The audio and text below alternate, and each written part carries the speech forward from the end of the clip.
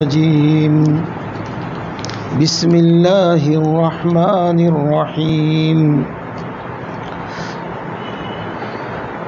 ليس عليكم جناح أن تبتغوا فضلا من ربكم فإذا أفضتم من عرفات فاذكروا الله عند المشعر الحرام واذكروه كما هداكم وَإِن كُنتُم مِّن قَبْلِهِ لَمِنَ الضَّالِّينَ ثُمَّ أَفِيضُوا مِنْ حَيْثُ أَفَاضَ النَّاسُ وَاسْتَغْفِرُوا اللَّهَ إِنَّ اللَّهَ غَفُورٌ رَّحِيمٌ صدق اللہ العظیم۔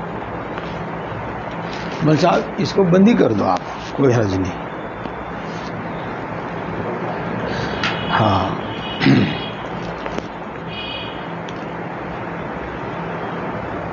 دوستو، اس آیت شریفہ میں اللہ تبارک و تعالی ایک نصیحت اور ایک فرما رہے ہیں اور ایک قانون بیان فرما رہے ہیں۔ جی، جیسا آپ ہمیشہ سے توجہ سے سنتے ہیں، آج بھی توجہ فرما رہے ہیں۔ آدمی حج کرنے کے لیے جاتے ہیں اور وہاں سے تبرک کے طور پر یا کیسے بھی کچھ سامان خرید کر تو لاتے ہی ہیں۔ بعد وہاں سے سامان خرید کر لاتے ہیں اور یہاں وہ سامان بیچ بھی لیتے ہیں۔ خاص طور سے عمرہ کرنے والے، اور جس طرح ادھر سے کچھ خرید کر لاتے ہیں ادھر بیچ لیتے ہیں، تو کچھ نہ کچھ سامان ادھر سے بھی لے جاتے ہیں اور وہاں جا کے بیچ لیتے ہیں۔ تو بہرحال ادھر سے گئے، جب بھی کچھ نہ کچھ تجارت ہوئی، کاروبار ہوا، ادھر سے آئے، جب بھی کچھ نہ کچھ لین دین ہوا، تجارت ہوئی، کاروبار ہوا، تو کیا حج میں، عمرے میں اس کی گنجائش ہے کوئی؟ اور ایسا کام کر لینا چاہیے؟ ہاں، دین میں اتنی آسانی ہے کہ اس سے زیادہ آسانی ہو نہیں سکتی، اس لیے دین آسان ہے۔ پہلے میں آپ کو حدیث پاک سناؤں۔ کچھ صحابہ کرام رضوان اللہ تعالی علیہم اجمعین حج کے موقع پر اور عمرے کے موقع پر، اور عمرہ تو پورے سال چلتا ہی ہے، اونٹ کرائے پر چلایا کرتے تھے، مثلا مکہ سے مدینہ، مدینہ سے مکہ۔ اب جب وہ مکہ آئے حاجیوں کو لے کر، عمرہ کرنے والوں کو لے کر، کرائے اونٹ کرائے پر دے رکھے انہوں نے اپنے، تو حج بھی کر لیا۔ آ تو رہے ہیں وہ اپنے اونٹ کرائے پر لے کر، لیکن حج بھی کر لیا۔ آ تو رہے ہیں وہ اونٹوں پر کرائے پر عمرہ کرنے والوں کو لے کر، اور عمرہ بھی کر لیا۔ تو وہ یوں سمجھتے تھے، یوں سوچتے تھے کہ ہمارا حج ہوا کہ نہیں ہوا؟ ہماری غرض تو اونٹ کرائے پر چلانا ہے، ہماری غرض حج کرنا نہیں ہے۔ تو جب حج کیا، حج ہوا کہ نہیں ہوا؟ ہماری غرض تو اونٹ کرائے پر چلانا ہے، اب اس کے ساتھ ہم نے عمرہ بھی کر لیا، تو ہمارا عمرہ ہوا کہ نہیں ہوا؟ دیکھو کتنی احتیاط ان کے اندر تھی۔ اللہ تبارک و تعالیٰ نے ایک جملہ، آیت کا ایک چھوٹا سا حصہ نازل فرمایا اور سینکڑوں مسائل اس کے اندر آ گئے۔ اور کیا فرمایا؟ تم پر کوئی حرج نہیں ہے کہ تم اللہ کی روزی تلاش کرو، اپنے رب کی طرف سے روزی تلاش کرو۔ یہ ابھی آپ کو معلوم نہیں ہوا ہوگا، اب میں اس کی وضاحت کرتا ہوں، بس مجھے ہی سمجھ لو آپ۔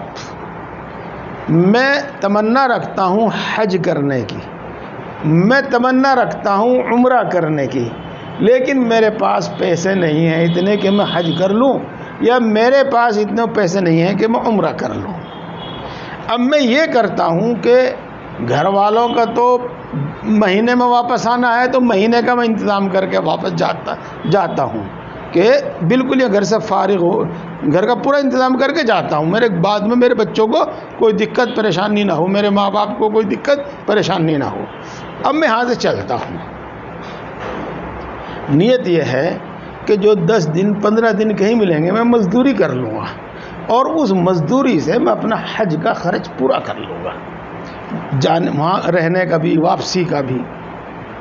میں مجھے وہاں مہینے بھر ٹھہرنا ہے تو میں اس مہینے میں کوئی نوکری کر لوں گا، اور مجھے مل جائیں گے 2000 3000 ریال 4000 ریال، اور اس میں میرا وہاں کا خرچ بھی چل جائے گا، اور میں واپس بھی آ جاؤں گا، اپنے گھر بھی واپس آ جاؤں گا۔ میں یہاں سے جاتا ہوں اور یہاں سے میں کوئی بھی ایسا سامان لے لیتا ہوں کہ وہاں پر وہ بک جاوے گا، اور اس سے میرا وہاں کا خرچ پورا ہو جاوے گا آرام سے، اور میں آرام سے گھر واپس آ جاؤں گا۔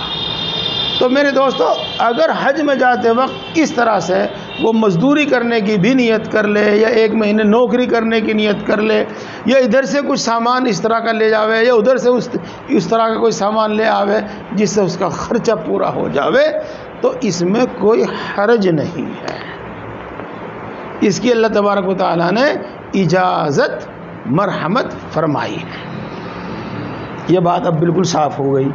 اب اس سے آگے سنو، حج کرنے جاتا ہے اور مقصد صرف تجارت کرنا ہے، حج بہانا ہے، مقصد صرف تجارت کرنا ہے اور عمرہ بہانا ہے، تو سمجھ لو کہ یہ نیت تو بالکل فاسد ہے، بالکل غلط ہے۔ یہاں سے جاتا بھائی حج بھی کروں گا، عمرہ بھی کروں گا، اور کچھ کما کے بھی لاؤں گا۔ اس کا کیا مطلب؟ حج کا بھی ارادہ، بزنس کا بھی ارادہ، عمرے کا بھی ارادہ، بزنس کا بھی ارادہ، یہ دونوں برابر کے درجے کے ہیں۔ اس کا بھی وہی حکم ہے جو پہلی کا حکم ہے، یعنی اس کے واسطے یہ درست نہیں ہے۔ اور تیسری صورت ہے، کرنا تو حج ہے اور وہ حج ہی کی نیت ہے، کرنا تو عمرہ ہے اور عمرے ہی کی نیت ہے۔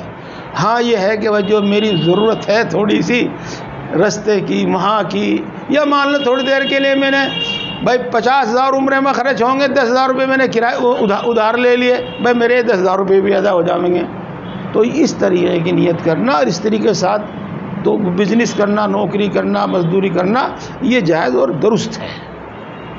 یہ پوری بات آپ کے سامنے آ گئی، مدار نیتوں پر ہے۔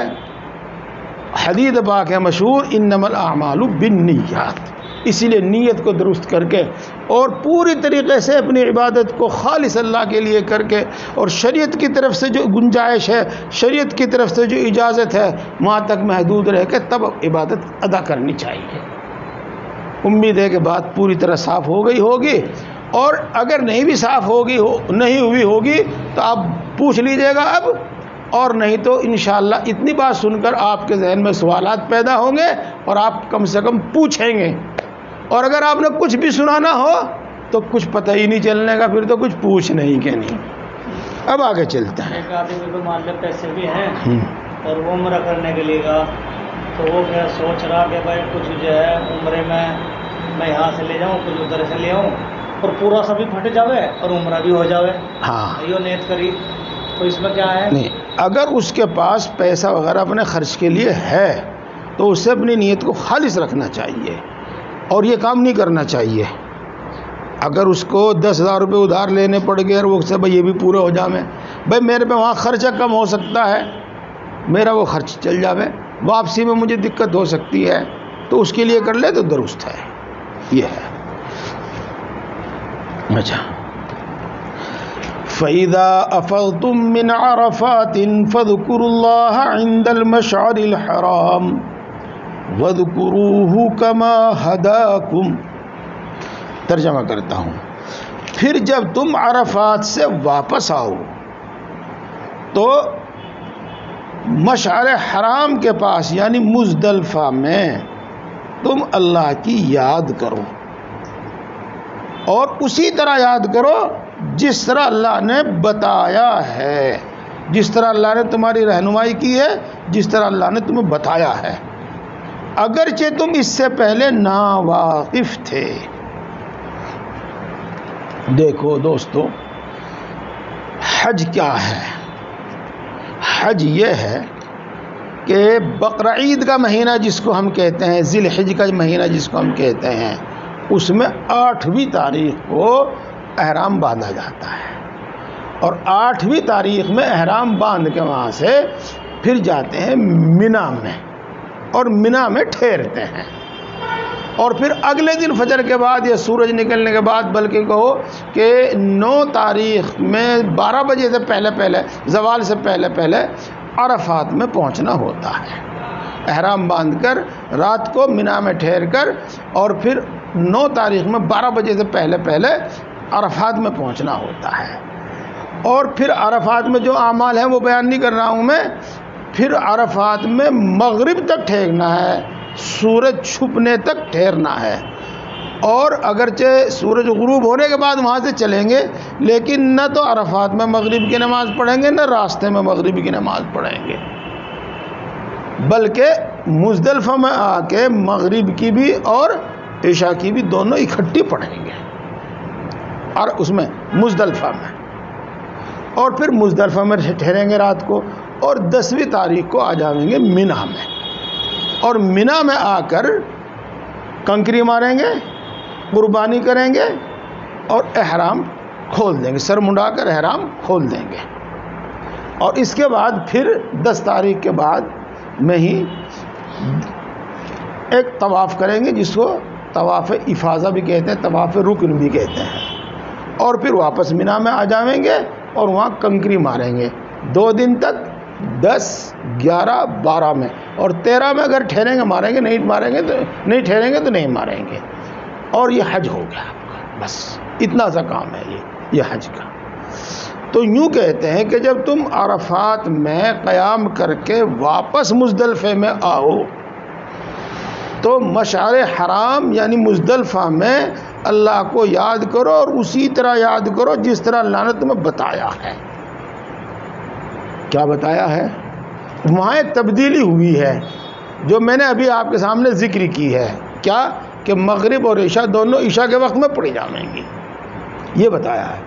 تو مغرب اور عشاء دونوں اسی وقت اسی طرح پڑھو، عشاء کے وقت میں جس طرح اللہ نے بتایا ہے، یہ فرمایا ہے۔ اتنی بات بالکل آسانی سے آپ کے سمجھ میں آ جائے گی۔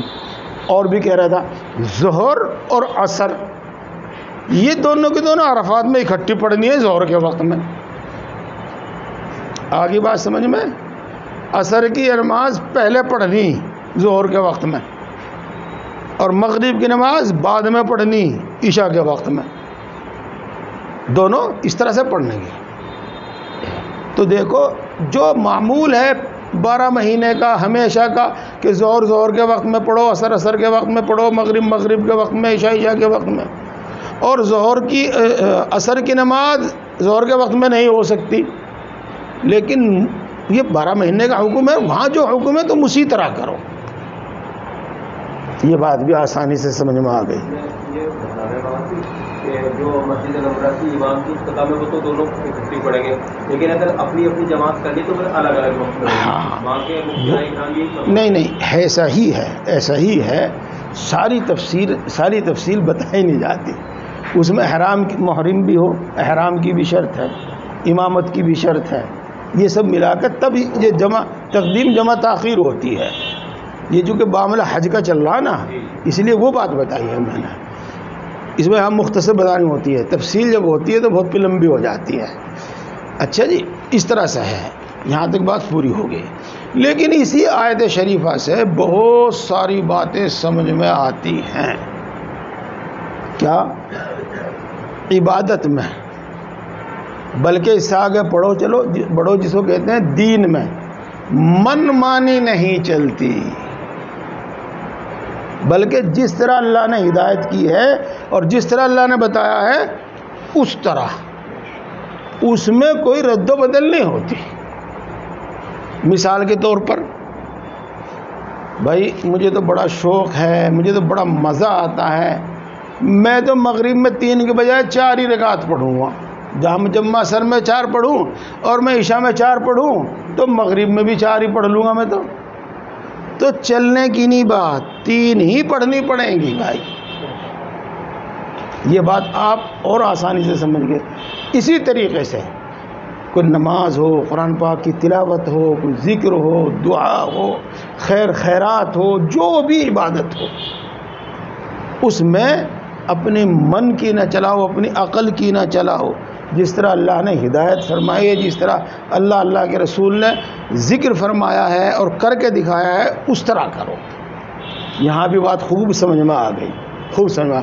اب اگلی ایک بات سمجھو، جس کام کو ہم عبادت سمجھ کر کرتے ہیں لیکن کرتے ہیں اپنے طریقے پر، نہ کہ شریعت کے بتائے ہوئے طریقے پر، اسی کا نام بدعت ہے تو عبادت لگے تو بہت اچھی، لیکن وہ عبادت نہیں رہتی جب اپنے طریقے پر اس کو کرتا ہے اور شریعت کے حکم کے خلاف کرتا ہے، وہ بدعت ہو جاتی ہے، وہ بدعت ہو جاتی ہے. یہ ہے بات. اور بس اسی کو آپ تھوڑے کو آگے سمجھتے جائیے گا اور موقع پر ان کی تفسیر کی جاتی رہتی ہے. اور اس سے پہلے تم بالکل ناواقف تھے، اللہ تبارک و تعالیٰ نے یہ طریقہ آپ لوگوں کو بتایا ہے. اب آگے چلو، اگلی بات کی میں تھوڑی تشریح کروں گا، پھر ترجمہ کروں گا. ایک حالت ہے جس سے کوئی خالی ہے، ورنہ اکثر و بیشتر وہ آدمیوں میں پائی جاتی ہے. میں نے ہر آدمی نہیں کہا، ایسا دعویٰ نہیں کرنا چاہیے، اکثر و بیشتر لوگوں میں پائی جاتی ہے. اور وہ کیا ہے؟ اس کو کہتے ہیں تکبر. اور یہ اتنی بری اور اتنی ناپسندیدہ عادت ہے کہ اللہ تبارک و تعالیٰ کو سب سے زیادہ ناپسند تکبر ہے، سب سے زیادہ ناپسند تکبر ہے. اب آگے چلو. آپ جس آدمی کے اندر تکبر ہوتا ہے، اگر وہ دیندار اور عبادت میں ہے، عبادت گزار آدمی ہے، تو وہ یہ چاہتا ہے کہ میں دینداری میں اتنا ممتاز ہوں کہ سب سے زیادہ الگ ہوں، میری شان سب سے نرالی ہو، میں سب سے زیادہ الگ دکھائی دوں. وہ یہ چاہتا ہے، عبادت میں یہ چاہتا ہے. تو اب اس کی عبادت کے اندر کبر شامل ہے، تکبر شامل ہے. اور تکبر تو ہے ہی شامل، اس کے ساتھ ساتھ اس میں ریاکاری بھی یقیناً شامل ہے. اب مثال کے طور پر دیکھو، سنو، فرض نماز ہو گئی. فرض نماز میں حکم یہ ہے کہ بہت مختصر سی دعا کرو. سلام پھیرنے کے بعد 3 بار استغفر اللہ استغفر اللہ استغفر اللہ 3 بار، اور اس کے بعد اللہم انت السلام ومنک السلام تبارکت یا ذا الجلال والاکرام، اللہم لا مانع لما اعطیت ولا معطی لما منعت ولا ينفع ذا الجد منک الجد.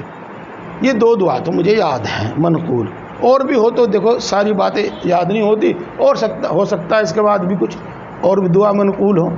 بہرحال جو حدیث میں دعا آئی ہیں ان میں سے سب یا کچھ پڑھ کے اور فوراً نفلوں کے لیے کھڑے ہو جاؤ.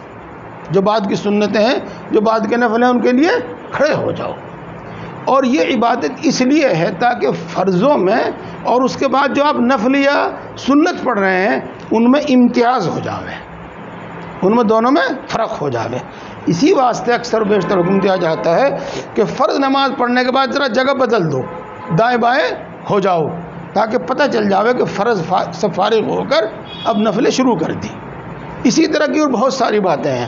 مثال کے طور پر جمعہ کے دن امام صاحب پہلے سنتیں پڑھ لیتے ہیں، پھر بعد میں بیان فرماتے ہیں، اور بیان فرمانے کے بعد پھر لوگوں کو 5 منٹ یا 7 منٹ کی سنت پڑھنے کا وقت دیتے ہیں اور خود مصلی پر بیٹھ جاتے ہیں 2 زانو ہو کر، اس طرح جیسے کہ نماز میں بیٹھا کرتے ہیں. تو نہیں بیٹھنا چاہیے ان کو اس وقت، اس سے دھوکہ لگے گا. تو بہرحال یہ درمیان میں تھوڑی سی دعا کرنا اور جگہ ادھر ادھر کر دینا اس لیے ہے تاکہ فرض الگ اور نفلیں الگ ہو جائیں. تو امتیاز پیدا کرنے کا واسطے مختصر سی دعا ہے، پھر سنتیں پڑھو، پھر نفل پڑھو. اس کے بعد آپ کا جتنا جی چاہے وظیفہ پڑھو، دعا مانگو، کتنی دیر مانگو، یہ ہے عام بات۔ لیکن میں چونکہ مولوی صاحب ہوں، اس لیے میں یہ چاہتا ہوں کہ میری شان نرالی ہو، تو میں فرض پڑھ کے بہت دیر تک کچھ نہ کچھ وظیفہ پڑھتا ہوں۔ میں بھی سب کے ساتھ کھڑا ہو گیا تو میری شان ہی الگ کہاں دکھائی دی۔ اب میں بیٹھوں گا بہت دیر اور پڑھوں گا کچھ نہ کچھ، اور پھر کھڑا ہو گیا نفلیں پڑھوں گا، چاہے میں پھر سنتیں پڑھ کے نفلیں بھی ٹھیک سے نہ پڑھوں، بھاگ لوں سب سے پہلے، لیکن فرضوں کے بعد بیٹھ کے کچھ نہ کچھ پڑھوں گا، میری شان نرالی دکھائی دے گی۔ امید ہے کہ میں نے بولا تو اس پہ زیادہ، لیکن بات آپ کی سمجھ میں آ گئی ہوگی۔ ہاں، غلط فہمی میں مبتلا نہ ہونا، میری بات کو اچھی طرح سمجھنا۔ ایک تو ہے سنت، اور سنت سمجھ کے عمل کرنا، اس پر کوئی اعتراض نہیں، سنت کا فائدہ اور سنت کا ثواب بہرحال ملے گا۔ ہاں، دوسرے ارے ٹوپی تو سبھی اوڈ ہیں، ارے میں بھی ٹوپی اوڈو رکھا تو میری شان الگ سے کیا دکھائی دے گی؟ نہیں، پگڑی ہونی چاہیے۔ وہ پگڑی سنت کی نیت سے نہیں پہنتا، وہ اپنی دینداری جتانے کے واسطے اور اپنی شان الگ سے نرالی کرنے کے واسطے پگڑی باندھتا ہے۔ یہ پگڑی اس کے واسطے جائز نہیں، یہ سنت نہیں، یہ کبر کی علامت، ریاکاری کی علامت ہے۔ اسی طریقے سے چاہے وہ مالدار آدمی ہو، وہ اپنی شان الگ بناتا ہے، نرالی بناتا ہے، اور اس نرالی شان میں غریبوں سے، عام طور سے درمیانی طبقے کے جو لوگ ہیں، اسی طریقے سے میں نے بھی شادی کی، اسی طریقے کا میرا بھی پہننا کھانا ہوا، اسی طریقے کا میرا بچوں کا بھی کھانا پہننا ہوا، تو پھر کیا ہوگا؟ میرے میں ان میں کیا فرق ہوگا؟ تو اپنی شان الگ بناوے گا، اپنی شان نرالی بناوے گا الگ۔ یہ کبر ہے، ریاکاری ہے، اور یہ بہت ہلاک کرنے والی چیز ہے۔ یہ چند مثال دے کے میں نے آپ کو بات بتائی ہے۔ اب آپ آگے چلو۔ اور یہ بیماری تھی عرب کے، مکے کے لوگوں میں، اور خاص طور سے قریش میں۔ وہ کیا بیماری تھی؟ وہ یہ تھی کہ سب لوگ تو حج کرنے کے واسطے عرفات میں جایا کرتے تھے، اور وہ بس مینا سے مزدلفہ میں آ جاتے تھے، مزدلفہ ہی میں ٹھہرے رہتے تھے، عرفات میں نہیں جاتے تھے۔ بات تو یہی تھی جو میں نے آپ کو بتائی، ہم تو قریش ہیں، ہم تو حرم کے خادم ہیں، مکے کے خادم ہیں، بلکہ مکے کے سردار ہیں۔ جس طرح سب لوگ عرفات میں گئے، اسی طرح ہم بھی ان کے ساتھ عرفات میں چلے گئے، اور جس طرح وہ عرفات سے واپس آئے، ہم بھی اسی طرح عرفات سے ان کے ساتھ واپس آئے۔ تو ہماری نرالی شان کہاں ہوگی؟ ہماری سرداری، ہمارا وہ بڑا پن کہاں ظاہر ہوگا؟ تو وہ مزدلفہ ہی میں ٹھہرے رہتے تھے، عرفات میں نہیں جاتے تھے۔ یہ بات اللہ تبارک و تعالیٰ ان کو حکم دیتا ہے کہ جس طریقے سے سب لوگ عرفات میں گئے ہیں، اور تم بھی اسی طرح عرفات میں جاؤ، اور جس طرح سب لوگ عرفات میں سے واپس ہوتے ہوئے مزدلفے میں آ کر ٹھہرے ہیں، تم بھی اسی طریقے سے عرفات میں سے واپس آ کر مزدلفہ میں ٹھہرو۔ اب پوری بات آپ کی سمجھ میں آ گئی ہوگی، اب ترجمہ کریں گے تو سمجھ میں آ جائے گا۔ ثم افیضوا من حیث افاض الناس واستغفروا اللہ، پھر تم بھی وہیں جا کر واپس آؤ جہاں سے سب لوگ جا کر واپس آئے ہیں، اور اللہ سے گناہوں کی معافی مانگتے رہو، بے شک اللہ تبارک و تعالی بخشنے والا ہے اور رحم فرمانے والا ہے۔ یہ بات ہو گئی۔ دیکھو دوستو، یہاں ہے واستغفر اللہ، اس کا میں نے ترجمہ کیا کیا؟ اللہ سے معافی مانگتے رہو، اللہ سے توبہ کرتے رہو۔ اور توبہ کا کیا ترجمہ؟ توبہ کا کیا مطلب؟ دیکھو لمبی بات تو کرتا نہیں میں، الحمدللہ ثم الحمدللہ اللہ نے مجھے ملکہ دیا ہے کہ میں عربی کے اور دین کے جو اصطلاحی الفاظ ہیں ان کو ٹھیٹھ اردو میں اور آپ کے الفاظ میں آپ کو سمجھا دیتا ہوں۔ اللہ نے مجھے ملکہ عطا فرمایا ہے۔ توبہ کے معنی ہے کیا؟ اپنی حرکت سے باز آ جانا۔ توبہ کے معنی ہے اپنی حرکت سے باز آ جانا۔ استغفار کے معنی ہے اپنی حرکت سے باز آ جانا۔ استغفار کے معنی استغفر اللہ کی تسبیح پلٹنا نہیں ہے، سن لی بات آپ نے, ریکارڈ بھی ہونے لگ رہی, کسی کو سنوا لیو اور کسی سے پوچھ لیو اگر کسی کے دل میں شبہ آ جاتا ہو. آئی بات سمجھ شریف میں؟ اس لیے میں نے کہا اپنی گناہوں کی اللہ سے معافی مانگتے رہو, واستغفر اللہ کا ترجمہ یہ ہے صحیح. اب آ جاؤ دوسری بات. رسول اللہ صلی اللہ علیہ وسلم ایک دن میں 70 مرتبہ بلکہ 70 مرتبہ سے بھی زیادہ استغفار کیا کرتے تھے. تو پہلے تو بات یہ سمجھ لو آپ کہ 70 کا لفظ عربی میں وہ محض 70 کی تعداد 70 کا عدد پورا کرنے کے واسطے نہیں آتا, بلکہ اس کے معنی آتے ہیں بہت زیادہ. 70 کا لفظ استعمال جب کیا جائے گا تو اس کا مطلب ہوگا بہت زیادہ, یعنی کثرت سے. ارے کیا ہوتا, سینکڑوں بار تجھے میں نے کہا, سینکڑوں بار دیکھ رکھا میں نے, تو اس سینکڑوں بار کا مطلب یہ نہیں ہے کہ بھائی 100 مرتبہ دیکھ رکھا, بلکہ بار بار دیکھ رکھا, کثرت سے دیکھ رکھا میں نے. یہ سینکڑوں مرتبہ میں نے آپ کو بات کہی, یعنی بہت مرتبہ میں نے آپ کو بات یہ کی, کثرت سے میں نے بات کو آپ کو یہ کہی. تو استغفار کا مطلب ہے کثرت سے 70 مرتبہ استغفار کرنے کا مطلب ہے کثرت سے استغفار کرنا. اور یہ نہیں کہ ایک ہی وقت میں 70 مرتبہ کرتے تھے, بلکہ موقع موقع پر گوگا 24 گھنٹے میں کثرت سے استغفار کرتے, بار بار توبہ کرتے. یہ مطلب ہوتا ہے اس کا. تو یہی ہے مطلب توبہ کا. اب ایک بات اور سنو, ہم آپ کو بتاتے ہیں کہ بھائی استغفار کی ایک تسبیح صبح کو پڑھا کرو اور استغفار کی ایک تسبیح شام کو پڑھا کرو. صحیح معنی میں استغفار تو وہی ہے جو میں نے بتا دیا, معافی مانگنا, جس کے واسطے پہلی شرط یہ ہے, یہ یقین دلانا ہے آگے کو کہ جی پھر نہیں کرنے کا. میں بولو, جب آپ کا بیٹا آپ سے معافی مانگے تو کب معاف کیا جائے گا اس کو؟